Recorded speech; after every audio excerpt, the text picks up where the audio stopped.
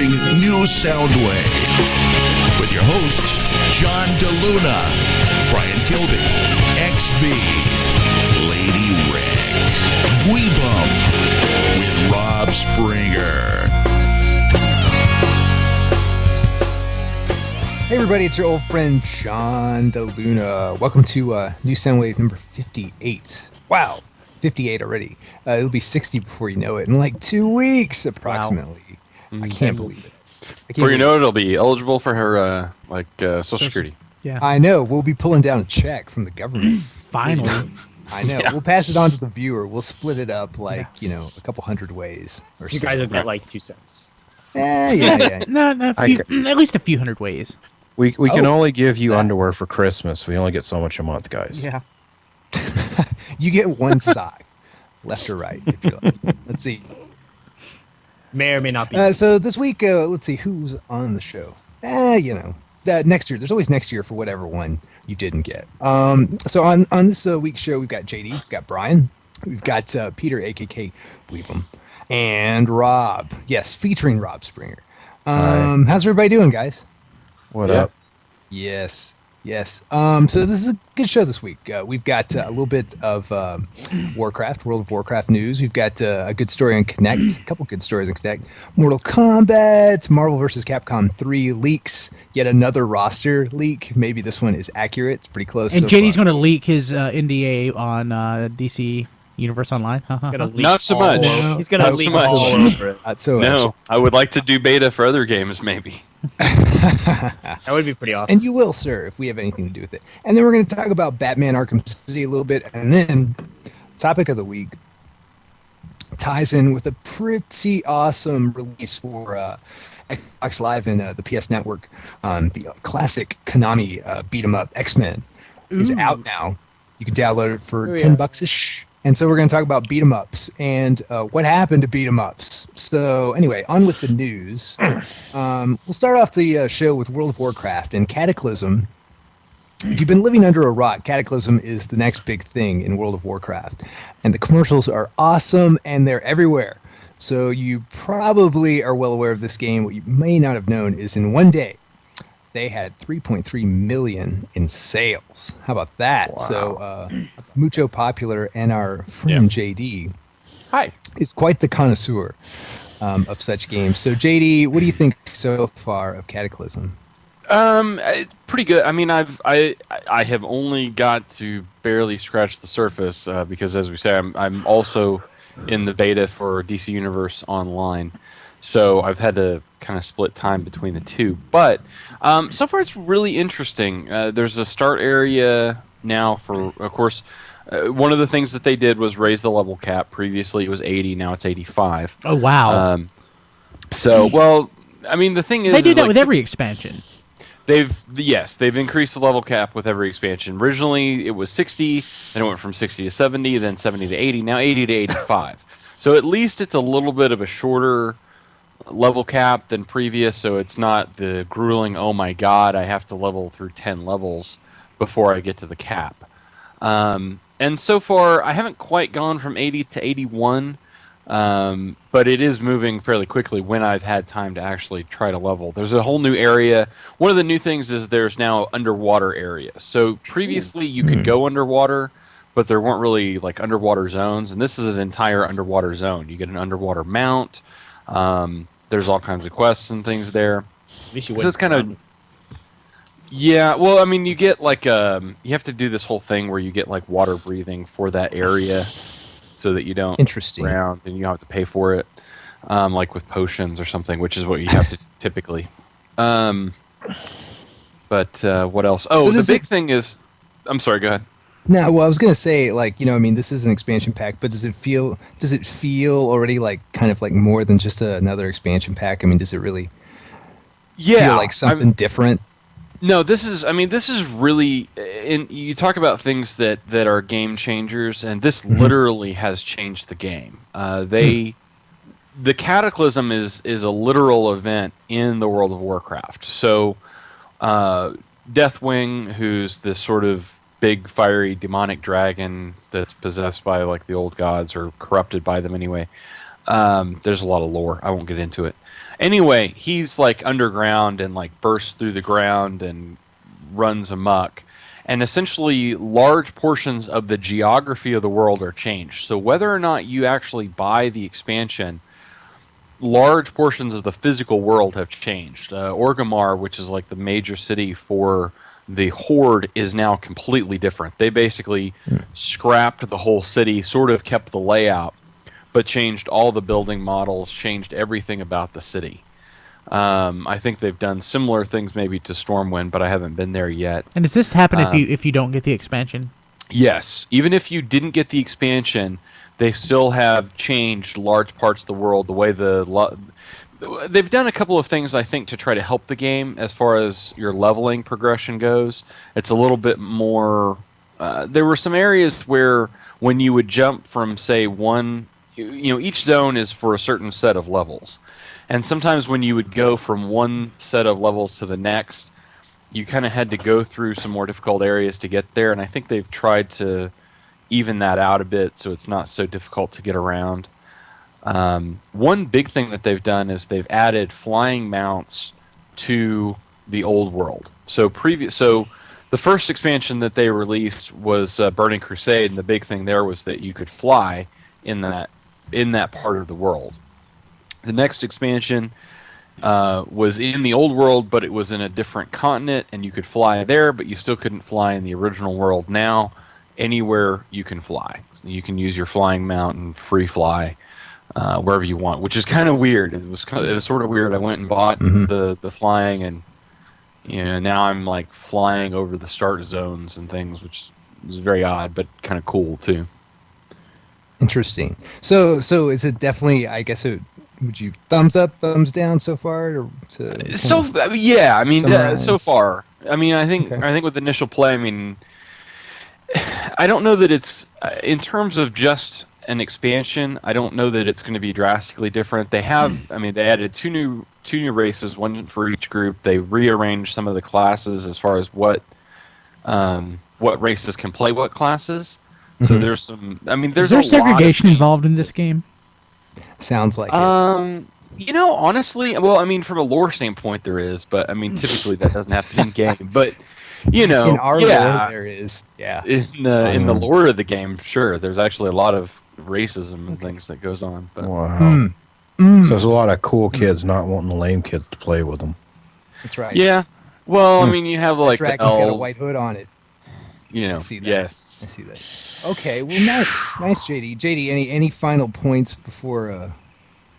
No, I mean, like I said, I think I'll play it a little bit more. Maybe once to hit 85, come back and I can tell you a little Sweet. more. So in DC Universe Online, are you a Green Lantern or something? I can't tell you. The lawyers say no comment. I can't get. That's what they I say. can neither confirm nor deny anything. So when you're telling me you were Shot. actually playing as Batman and Superman at the same time, so you can't tell people that. I can't confirm or deny. Superman with the cape and cowl. Any- Can you at least tell us if you use buttons? I can't confirm or deny Awesome. sort of. Is it motion controlled? I can't. Is it confirm a or video deny. game, or are you can't- LARPing? Is it a can't get- vegetable? He's LARPing. He just doesn't I want to can't- admit it. It's Is it beta or VHS? I am unable to give any details related to. Oh, Rob, some of our Yeah. viewers, some of our listeners have no idea what you're talking about. Is it live or is it Memorex? So sad. And almost all of them don't get that. We is old. Hey, to wrap up World of Warcraft stuff, just so you know, when I said 3.3 million, I meant 3.3 million copies in the first 24 hours.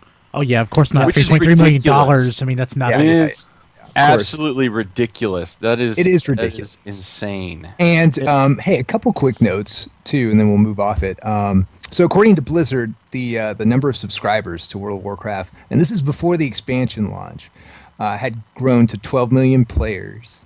So it's even bigger now. And Wow. hey, we know it's a tough economy. Look at new Soundwave. We're looking out for you. Blizzard is hiring several positions. So go to blizzard.com Yeah. /jobs. Friend of mine They're was looking making at money. friend of mine was looking at a position there, but he'd have to move to California. It was like the perfect job for him too.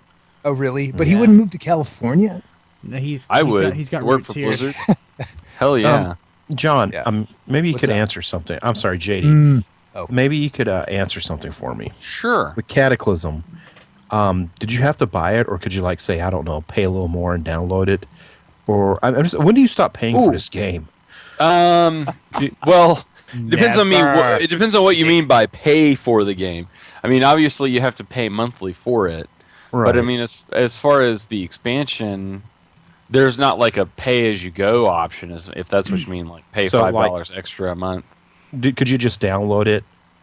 Yeah, Or- actually, well, I mean, they did a deal where instead of, if you didn't want to go to the store to get the box copy, they actually had a deal where you could buy it from the Blizzard online store and actually download the game and have it ready to go. So as soon as like midnight hit, you could activate your game code and then be into the game. In fact, I think I read a story. I didn't get to fully, look at it, but I think someone was already 85 like before launch. Wow. Nice. I Is guess there a my time question. you don't stop paying for this game, though? Yeah. Well, yeah, I mean, you always have to pay. Yeah, I mean, that's the Right. deal with any of these MMOs is that Yeah. you pay monthly for them. I Now, figured they'd throw you a bone every once in a while, like, okay, here's the expansion, shoot. no, Let's just no. like- no, It's you- Imagine how much money they could Don't make be if they crazy. gave it Are you away. kidding? You can if you go into the Blizzard store as well, you can actually use real world money to buy pets and mounts. Wow. Wow. So you can buy- sign you me can up, pay- brother. A pet, just a little thing that follows you around. You could actually pay 10 real world dollars to buy one of those. So basically, there's some really like fat guy just smoking a cigar in a suit, going, "Hey, I got a new squirrel for you, dumbasses." Yeah. Yeah, exactly. That could have been you, Rob. Yeah, it could have been you, Rob. It should have been me. Man, it should have been all of us. That's fake. Hey, Peter, do you have a question before we move on? No. All right. I had a Excellent. question, but I forgot it. It's fine. Oh, No. okay. All right. Well, thank you, JD. Very nice. Very nice. And yeah, we'll look forward to a follow-up review when you've kind of kicked the tires on more of the Tell game. me if you figured out how to do that thing you were telling me about with Batman. I really don't know what you're talking about. You know, that thing he does. Hey, you know what? Made by Ocean. Staying on the review note, I've got Donkey Kong Country Returns. And I played it a little bit. And all I can say, my short, like 10-second review, awesome, nostalgia-rific. It's like playing the old one.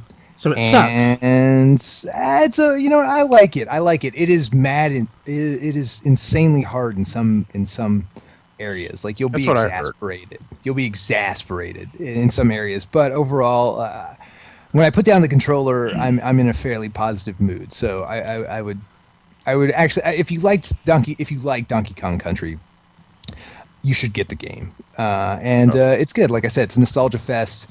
And along with that, it's a hard game, I think. So there's more nostalgia for you. Back when games were hard. This is going back to those days. A couple things on Kinect. First of all, I'm going to post shortly, probably before the show's over. I'm going to tweet this. A really cool video from YouTube where the MIT Brain Labs have taken the Kinect, some software, and basically done the Minority Report. If you haven't seen the Minority Report, basically interfacing with a screen with just your hands, just moving around icons and stuff with your hands using the Kinect. It's really cool. You'll see people like basically clicking and dragging and scaling stuff without touching a screen, just kind of motioning in front of the screen. Man, This is really, Really cool stuff. yeah, it really says something for the society when it's like, okay, here's this technology we could have already used, but we'll wait until they come up with a new way to play Halo, Yes. I want to play and Halo. then we're with going to that. hack it. Well, I think the difference is that previously it was that it only sensed either a hand or no hand. This recent MIT one, it senses all 5 fingers, all 5 digits, and your palm.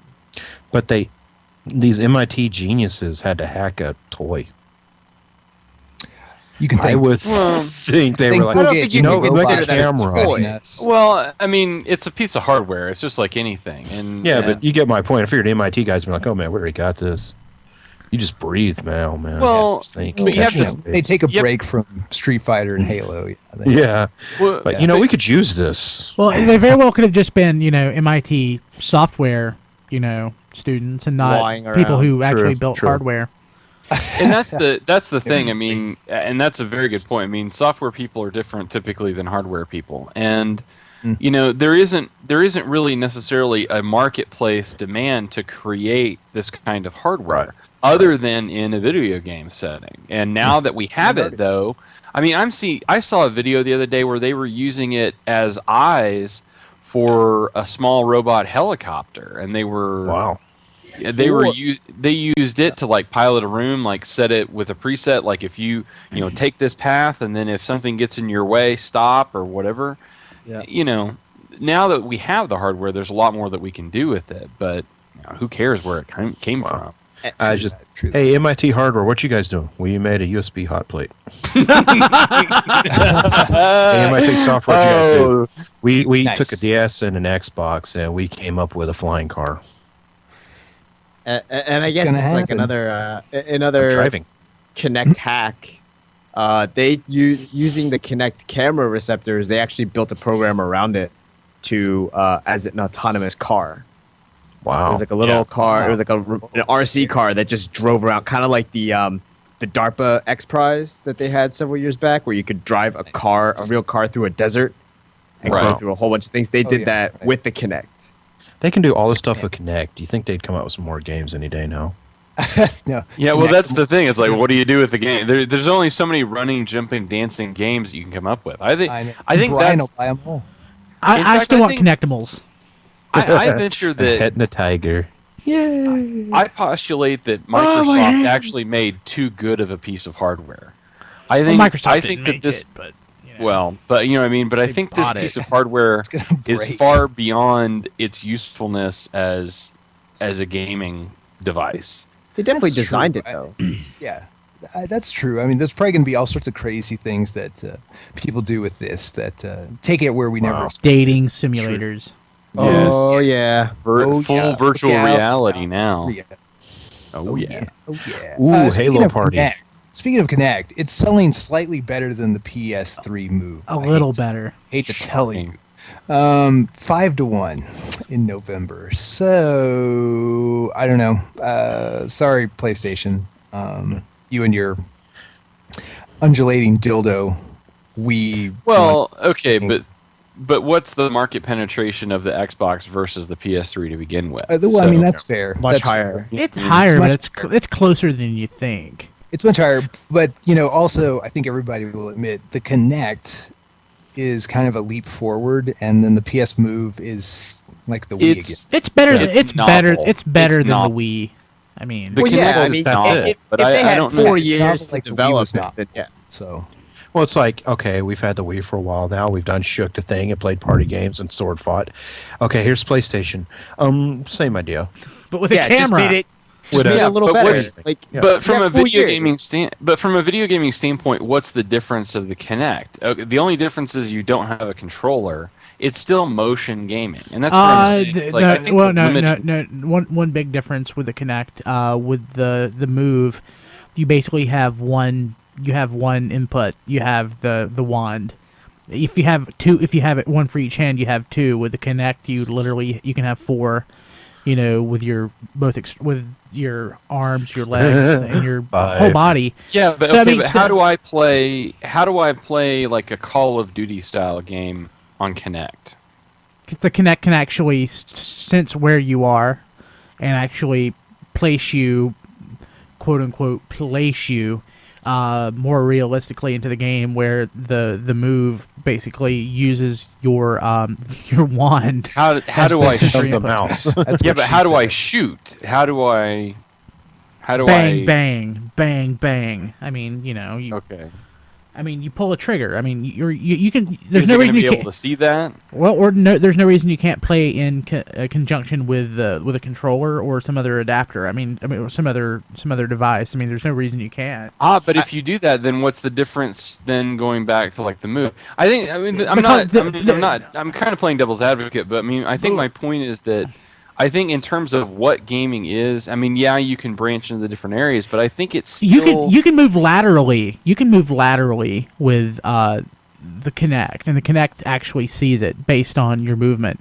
And then you can have some sort of other input, to be placed in the game.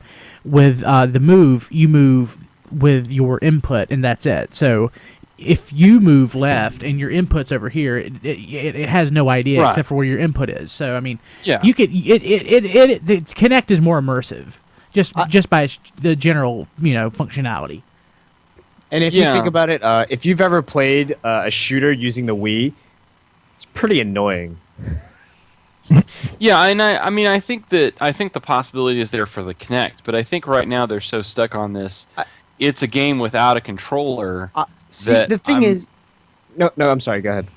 I'm just saying, like, I don't know. I think that's going to ultimately be a limiting factor. I think having a controller is fine. Why not use a controller?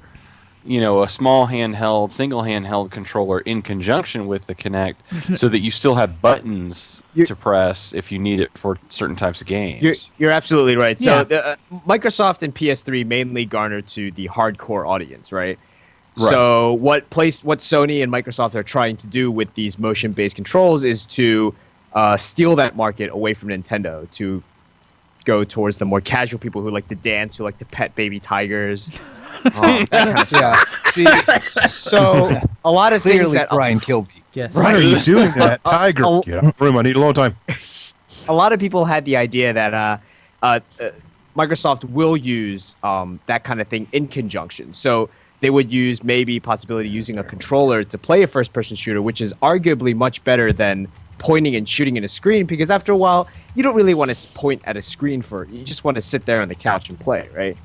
So what they're thinking is that instead they're going to have regular headsets. They're going to be able to interact with each other through the camera on the game. And if say they want to throw a grenade and it's harder to angle, maybe they just do a throwing motion or something, and then it actually throws the grenade, depending on which way they want to go.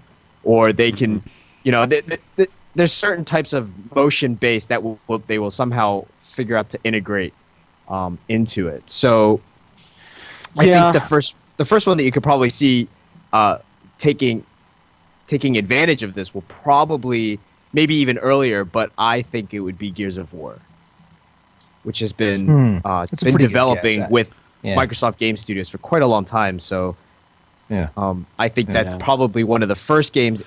Now, wouldn't it be awesome if Gears of War knew basically the layout of your living room, and it knew where your couch was, or it knew where your a chair was, and then you could duck behind the chair or behind the couch for cover. Well, oh god, and so many people would die. That's my concern, though. It's like, how do you duck? Like, are you going to have to physically duck? Well, what if you're a fatty? I mean, you're going to then lose some freaking weight. You know what I mean? It's like, Then you lose. You cannot get past level 1.1. That's what happens. Maybe this is a good thing. Maybe more fit people, like the fatties, will get off the couch. You know what I mean? Like, I have to get physically fit so I can play Gears of War. My leisure time activities have gotten too active. It's not exactly downtime, is it? When you're like having to do like wind sprints in your living room. What's up with that? It's not what I want to do. So let's jump over to fighting games real quick, and then wrap up the rest of the news and get onto our topic. So a couple quick things. Mortal Kombat 9, as most of us know, is well on its way to coming out. 2 more warriors have been revealed. We talked about Kratos showing up in PS3. We still don't know what Xbox is going to do. You would think Xbox is going to have an exclusive character to mirror that. But Ermac and Goro look like they've been leaked, and they're going to be officially in there, so that'll be interesting. Goro will be interesting. We'll see how they do big characters in this game. Again, this is like a love letter to the first 3 games. Really, Mortal Kombat 2, if you're honest. Yeah. So we'll see. Also, the Mortal Kombat 9 Special Edition, pictures of it have leaked, and we may tweet this, we may not. They're easily found. They're all over the internet. But I guess what's most interesting here is you get a, quote, portable fight stick. What is that, you ask? Well, it's a hollow fight stick. So basically it unhinges. And inside, you can put your game and your cable and take it wherever you want to. So I guess that's what it counts. It's basically, a mini suitcase for your game. The coolest part about this, actually, is that when you unhinge it, On the underside, you get to see all the cool switches. Ooh, are they Sanwa or are they hat? I kind of doubt it. The special edition isn't that expensive, or it isn't that nice. I don't know. I don't know who is the. I should look that up. I'm not sure exactly who the stick maker is for Mortal Kombat sticks. I don't think it's Mad Catz, but and certainly not Hori. I'm not sure. It's Hap, doesn't it? Well, I mean, Hap is Hap. It would be the people that would make the Switch, or it could be a Sanwa Switch. I mean, it doesn't matter who developed it. I mean, it could be Mad Catz. Mad Catz makes crap, and occasionally they'll make something nice, like the fighter stick that came out for Street Fighter. But this is designed by NetherRealm. NetherRealm and Hori. I mean, Hori's pretty good too, but I mean, Hori's I think a step up from Mad Catz. Hori is super expensive. It can be. I mean, I've got 3 or 4. I like their best stuff. Yeah, I mean, I've got like 3. I think I've had like 4 or 5 Hori sticks, and they've all been in the $50 to $60 range, so they're not like super premium, or anything like that. But they get there. They get super premium. They can be. And then that's when they have the nice Sanwa parts. Yes. So true, dude. So true. Okay, so the other fighting game news of the week is Marvel vs. Capcom 3. The roster. Frankly, by the end of January, the entire roster will be released, and this point will be kind of moot. But since the game was announced, everybody's been dying to learn the roster. And we've had probably, I would say, 3 or 4 distinct rosters leaked, and people claiming it's the real thing. Well, the latest thing this week was an anonymous Twitter person popped up and started tweeting their head off about the rest of the characters. And some of this stuff sounds pretty legit, so people don't know exactly what to make of this. All of it sounds good. And take this for what it's worth, but this is what this guy said. So the remaining characters to be revealed are Phoenix, Sentinel, Taskmaster, that's on the Marvel side. Nice. Mike Hager and Akuma on the Capcom side. And a Darkstalker, actually. I never get her name right. It's, which one? Gosh, how do you pronounce this? It's, I think, Hyson Ko. Maybe something like that. She's not in the first game. Giant claw hands. No. Okay. This is Darkstalkers 2. She's first game. I know who. No. Yeah. Okay. No. Well, I mean, you get Felicia. Yeah. So that's something. But she almost doesn't count. When people say Darkstalkers, they want basically Dimitri is what people want. Dimitri sucks. They're not going to get it. He does suck, basically. And then the interesting thing is the final boss they claim is Galactus, paired with Dr. Doom and Wesker, Albert Wesker from Resident Evil. So we'll see. That'll be interesting. Galactus, clearly boss only. Can't play him. One of the interesting things that came out of the tweets, and we've kind of heard this before, is that Dead Rising, the primary character, Frank West, is really popular. He's got kind of a cult following, and he was going to be in this game. And Capcom has made it clear that he's one of the characters they've decided they're going to try to cram into as many games as possible. He's going to be like their cameo character. Well, they tried putting him in this game, and his super moves, which involve zombies kind of showing up and being used as weapons and fun stuff like that, made the game slow way down online to the point where they had to cut him, which is kind of a bummer. So he was too hot to handle. Too cold to hold.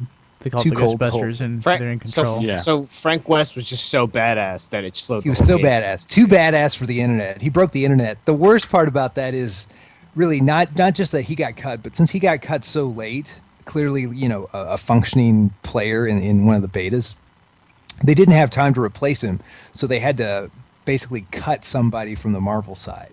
So we don't know who the casualty was. It was probably a character like down the line as a DLC, but still they basically had to eliminate a spot. So that's kind of a bummer. 2 quick things before we go to our discussion. First of all, the PlayStation Home turns 2 years old. So basically, yeah, sure. You would think it's a snoozer until Sony came out with these numbers. These may or may not be completely accurate, but you would think they would be somewhat accurate. So according to Sony, 17 million people hang out in PlayStation Home for an average of 70 minutes a session. Wow. That's what they 70 minutes. That sounds like how many sessions over what period of time? Once in their life. And were they moving? Yeah, because I've 70 minutes of their life. I think the one time that I logged into home, I may have spent about 70 minutes there, although probably 55 of those minutes were load screens. Nice. So, yeah. Software update. Those wonderful software updates. Oh my God, the Yes, updates. like a 17-minute. God. That's the thing that makes me never want to log in again is the update. You go to run into something that's like, oh, you have to update. Please to go update, bake like, a cake and come back tomorrow, and then maybe you can check this out. Yeah, maybe you can play your game again. That's the worst part. Okay, PlayStation. I mean, it's fine that you want to update the system like every 5 days. It's probably not fine that I have to update the system or I can't play my games. That's hold me hostage here. But yes, according to Sony, PlayStation Home is 2, and it is very successful. Believe it or not, that's what they say. Yeah. Well, hey Jim. Yeah, Bob. Make some numbers up. We own the computer. You're right. The computer that would tell them we actually own it. Yeah, just punch some numbers in there, okay? Okay. You got some games for his PSP wire pliers yet? Oh, nice callback. Yeah. That's a callback, folks. I'm referencing okay, my lads, own jokes. I'm telling you, they're so good. You gotta bring them back week after week. I like to look at the last story before we get to the topic, and this actually ties in way better into the topic than I expected. So, happy coincidence. One of the current only perhaps great beat 'em ups out there right now is the Batman Arkham Asylum / Arkham City franchise. Well, this past week we got the primary villain revealed to us, and it's going to be Hugo Strange. Really? So, pretty awesome. It's awesome that it's not like, the regular, very expected cast. Hugo Strange. I think does Hugo Strange have enough name value to kind of carry No. the role as big villain? No. They're going for No. geek cred with this one, because at the end of the day, you're probably still going to fight like. No, I'm a Riddler geek and on I don't give a steroids or crap about something. Hugo Strange. Yeah. I You're- just you're don't gonna- care at all. It's like, Please. hey, the Riddler. What's punching him? Going to solve what riddle? Interesting. So they're like, let's just pick some random guy. We won't actually fight him. We'll fight like robot with a fish in it. Okay. I mean, Nice. So really, you guys, because I know you guys have a really pretty good grasp, I would say, an excellent grasp of Batman lore. You don't think Hugo Strange? Do you think Hugo Strange is a wise choice or just a bad choice? I'd have to play the game. Okay. So depending on the writer, if you go back, take not looking at Batman, but say looking at Justice Society of America, basically, or even the Flash, Jeff Johns would he would take on different villains, and he would make basically the definitive story for that villain, and that villain was automatically classic and could be reused later, where they might have been a joke before. Hugo Strange is just not a character who really resonates with the fans. Doesn't mean that he couldn't resonate with the fans. It just means that he doesn't resonate with the fans. I mean, for this, they could just as easily pick Zeus or even more even more obscure Egghead. character. Egghead King would be Tut. awesome. King Tut. I But- would love King Tut. Yeah, King Tut would be awesome. They try to goth him up. Yeah, but Hugo Strange, make him hardcore. That would be awesome. he's been used in the comic recently-ish. Are you JD. serious? Yeah. I haven't read Batman in years because I just can't bring myself to try. I'm just afraid. Oh. I'm afraid of what I'll Good find. time. It's fun. There's good stuff now. I can't tell you anything Excellent. that happens in it, but it's good. Yeah, it's all good stuff. Yeah. Hey, There's a chick with everybody a who's hole listening in right her now, head. if you're into comics, you should listen to JD's podcast. Oh, hey, you should. Thanks. Fanboy Versus. Yeah. One of the best Wow. comic podcasts going. So On this network. Do listen in. On this network. On the TF Radio network. Fanboyversus.com, JD? Fanboyversus.com, absolutely. Or tfradio.net/comics. It's what we Yeah. like to call a sister show. So yeah, interesting. It's interesting that you guys are down on Hugo Strange. Because I know the name, I just don't know enough to know whether I should be impressed or not. And I It's just think one of that's the those kind of point, though. Yeah. Yeah. That's the Yeah, point, exactly. is that, He's like, virtually a blank slate as far as Yeah. fans are concerned. Okay. Perfect. So he can be a robot with a fish in it. Yeah. He could they be a could be woman. I mean, if you wanted to pick In a character that that would be sort of surprising, I would go with someone who I wouldn't necessarily call a Batman, who is not really a Batman character at all, But he's just sort of one of those DC villains that could get more coverage to be somebody like Vandal Savage. Yes. I think Vandal Savage could totally pull off like the villain role. Mm-hmm. I want some Mad Monk action in my Batman video games. Mad Monk. Yes. Batman will never use a gun, but he sure did that issue. Awesome. Because he's a vampire. Mm-hmm. So it doesn't count, right? Yeah, Batman's always been really well written, guys. It's prose. It's like Shakespeare. Yes. Untouchable. So this brings us to our topic of the week, and it's kind of a meta discussion on beat 'em ups.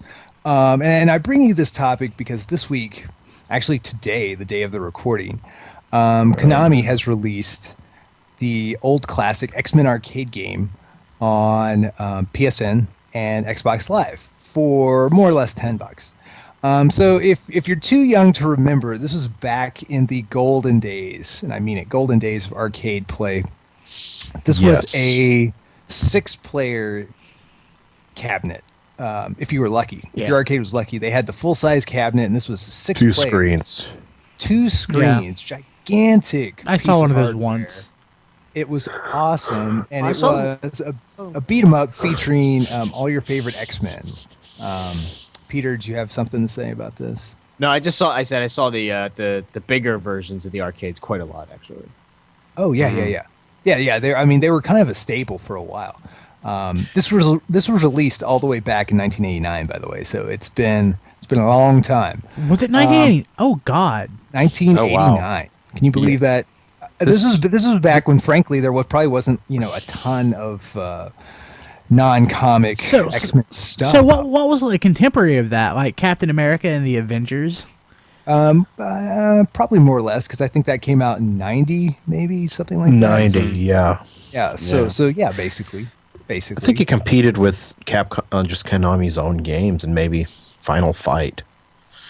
I mean, Captain America and the Avengers was Data East.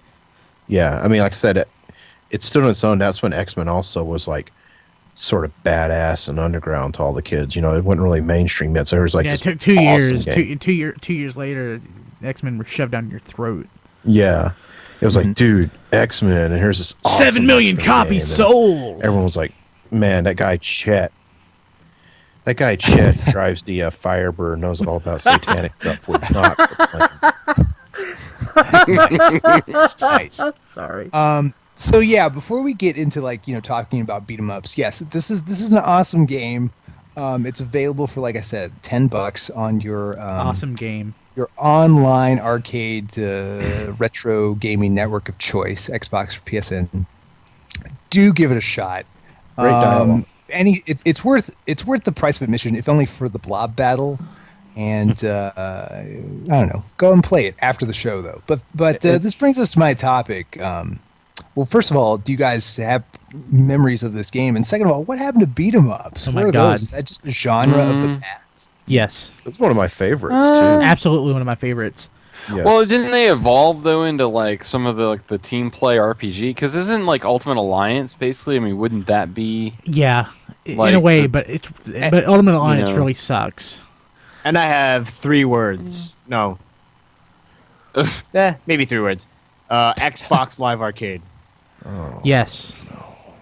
There's Xbox Live Arcade is full of beat 'em ups. Yeah, Yeah, Phil. yeah, but I mean, Like my MAME cabinet, the game that I would show off, as stupid as it is, was Capcom's Punisher game.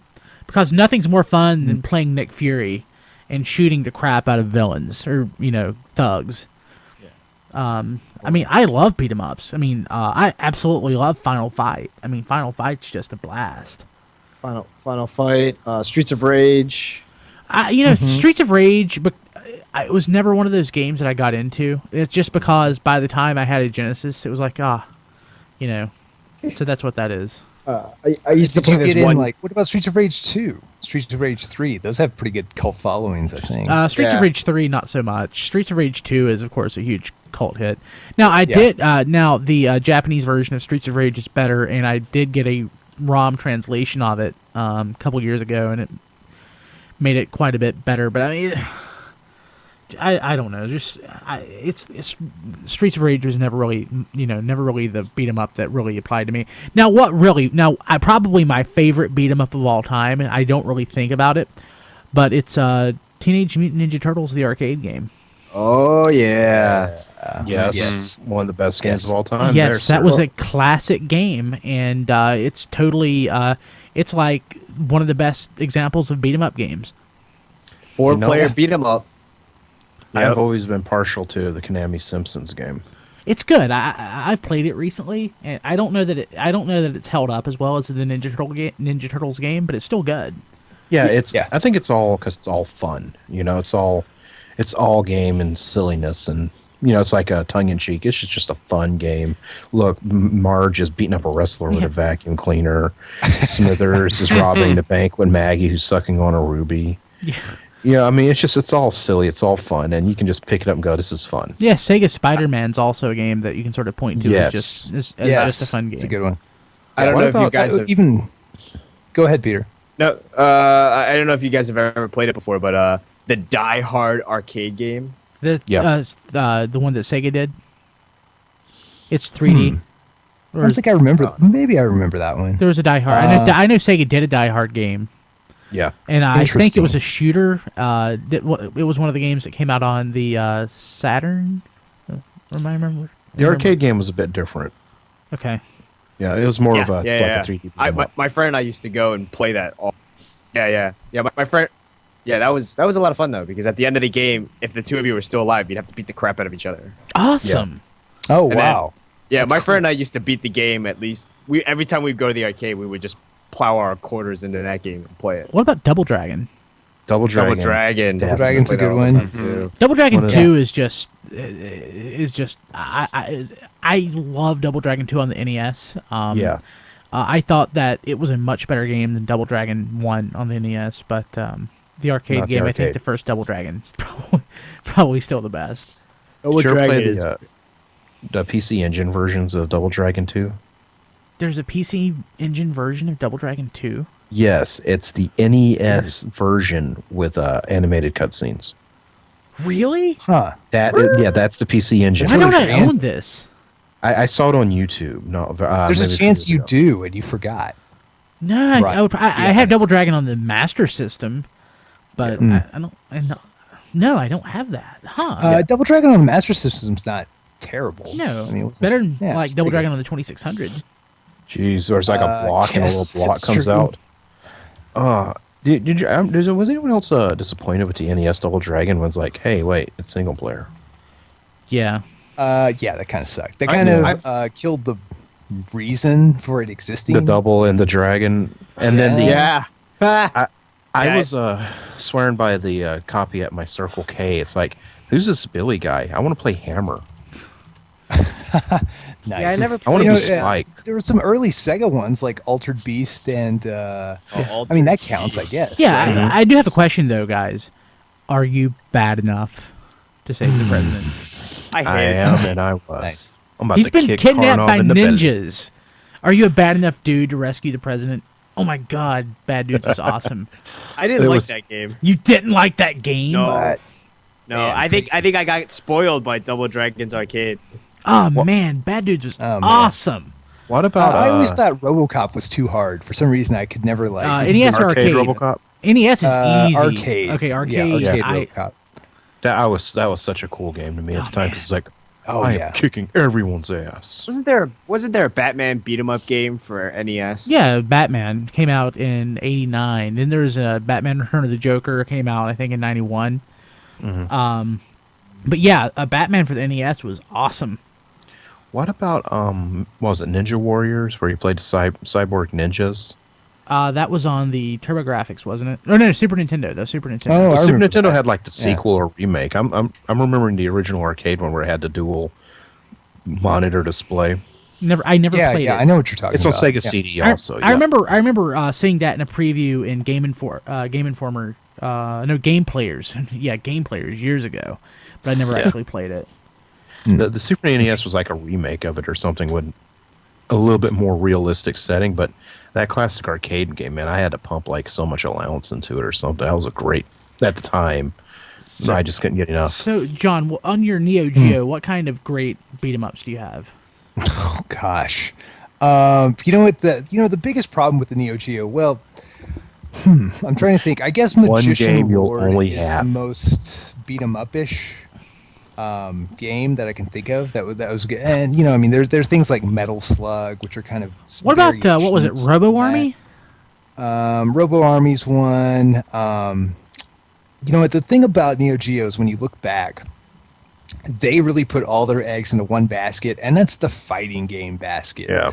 Well, not to begin with. I mean, Not to begin with. It was a once- shooter system to begin with.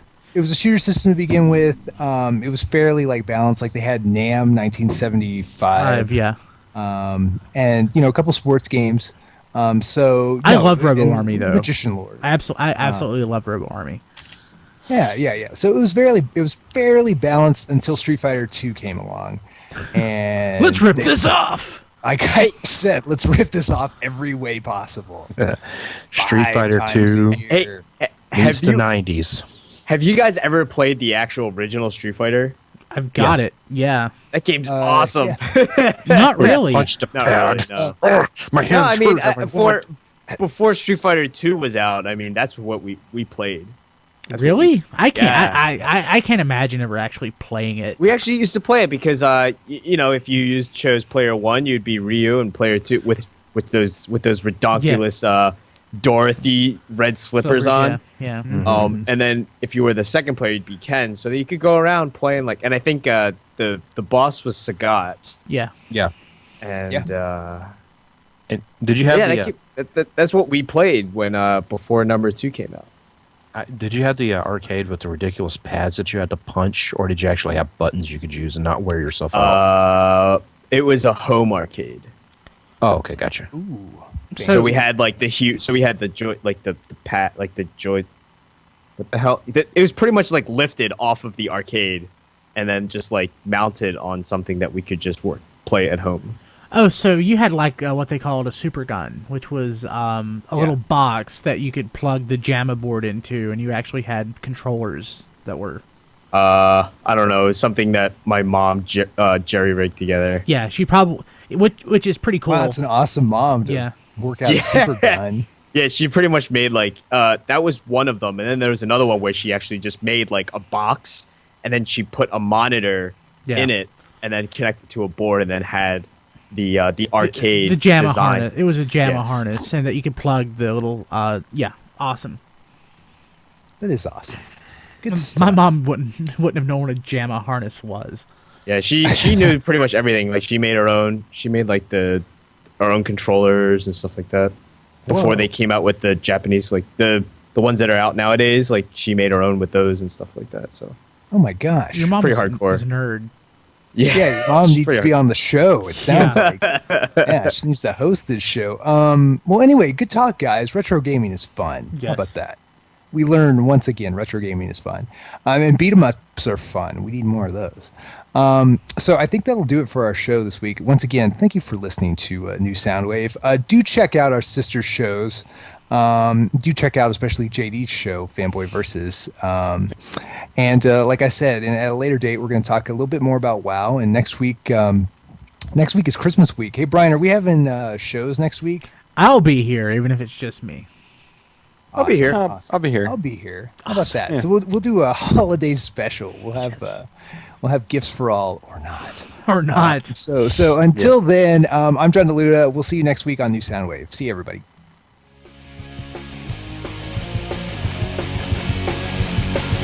This has been New Soundwave with your hosts, John DeLuna, Brian Kilby, XV, Lady Rick, Dweebum, with Rob Springer.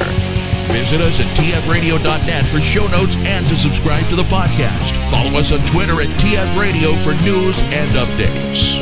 Check out all our videos at tfvideo.net. Like the podcast? Tell your friends. New Soundwave is a radio-free Cybertron production. Copyright 2010 Radio Free Cybertron.